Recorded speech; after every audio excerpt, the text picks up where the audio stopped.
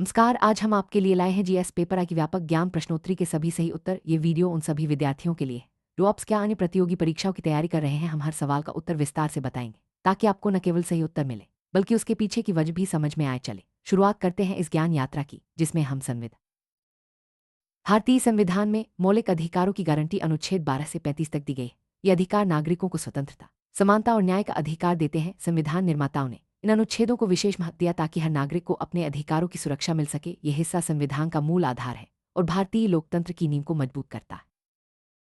Global warming को कम करने के लिए क्योटो प्रोटोकॉल एक महत्वपूर्ण वैश्विक समझौता है। इसमें कार्बन उत्सर्जन में कटौती की प्रतिबद्धता व्यक्त की गई थी। यह समझौता 1997 में हुआ और इसमें कई देशों ने हिस्सा लिया। इसका उद्देश्य था कि औद्योगिक देश अपने ग्रीनहाउस गैसों के उत्सर्जन को नियंत्रित करें ताकि पृथ्वी का तापमान न बढ़े। भारत में राष्ट्रपति शासन लागू करने की शक्ति केवल राष्ट्रपति के पास होती है। जब किसी राज्य में संवैधानिक तंत्र विफल हो जाता है तो राष्ट्रपति अनुच्छेद 356 के तहत शासन लागू कर सकते हैं। ये केंद्र सरकार को राज्य के प्रशासन को अपने हाथ में लेने की अनुमति देता है। हड़प्पा सभ्यता का सबसे महत्वपूर्ण शहर मोहनजोदड़ो था। यह शहर सिंधु घाटी सभ्यता का एक प्रमुख केंद्र था, जिसकी खुदाई से हमें प्राचीन भारतीय संस्कृति, नगर नियोजन और जल निकासी प्रणाली की जानकारी मिलती है। मोहनजोदड़ो का ऐतिहासिक महत्व आज भी उतना ही है। भारत की जीडीपी में कृषि का वर्तमान योगदान लगभग 15-20% है। हालांकि ये प्रतिशत पहले की तुलना में कम हुआ है, लेकिन कृषि आज भी देश की अर्थव्यवस्था की रीढ़ है। करोड़ों लोगों की आजीविका कृषि पर निर्भर है। भारत में आर्थिक सुधार 1991 में शुरू हुए। इस वर्ष सरकार ने उदारीकरण, निजीकरण और वैश्वीकरण की नीतियां अपनाने से भारतीय अर्थव्यवस्था में नई ऊर्जा आई और विदेशी निवेश को बढ़ावा मिला। भारत में गंगा नदी का जलग्रहण क्षेत्र सबसे बड़ा है। ये नदी उत्तर भारत के कई राज्यों से होकर बहती है और करोड़ों लोगों की जीवन रेखा है। गंगा का महत्व न केवल धार्मिक है बल्कि आर्थिक और पारिस्थितिक दृष्टि से भी बहुत बड़ा है।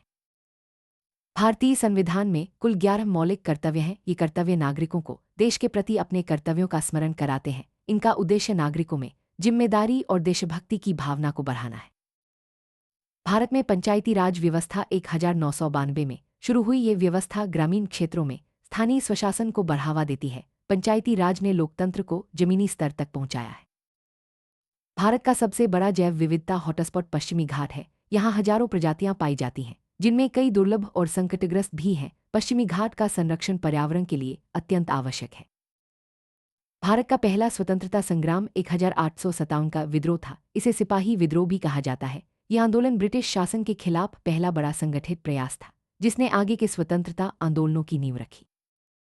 भारत में राष्ट्रीय आय की गणना सीएसओ सेंट्रल स्टैटिस्टिक्स ऑफिस द्वारा की जाती है। यह संस्था देश की आर्थिक प्रगति का आकलन करती है और विभिन्न आर्थिक आंकड़े जारी करती है।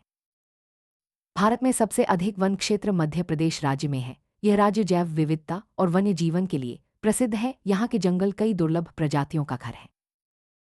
भारतीय संविधान में कुल 395 अनुच्छेद हैं। ये अनुच्छेद विभिन्न अधिकारों, कर्तव्यों और शासन व्यवस्था को परिभाषित करते हैं। संविधान का यह ढांचा देश के सुचारू संचालन के लिए आवश्यक है। भारत की सबसे लंबी नदी गंगा है। ये नदी हिमालय से निकलकर बंगाल की खाड़ी में मिलती है। गंगा का धार्मिक, सांस्कृतिक और आर्थिक महत्व बहुत बड़ा है।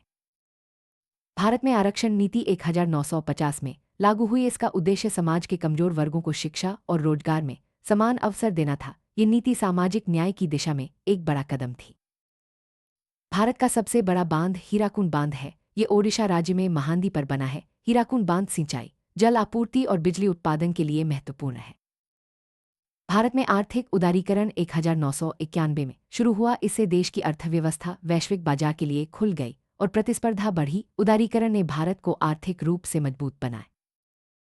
भारत में सबसे कम जनसंख्या घनत्व अरुणाचल प्रदेश राज्य में है। यह राज्य पहाड़ी और घने जंगलों से घिरा है, जिससे यहाँ की आबादी कम है। महात्मा गांधी ने 1920 में असहयोग आंदोलन शुरू किया। इसका उद्देश्य ब्रिटिश शासन का शांतिपूर्ण विरोध करना था। इस आंदोलन ने भारतीय स्वतंत्रता संग्राम को नई दिशा दी।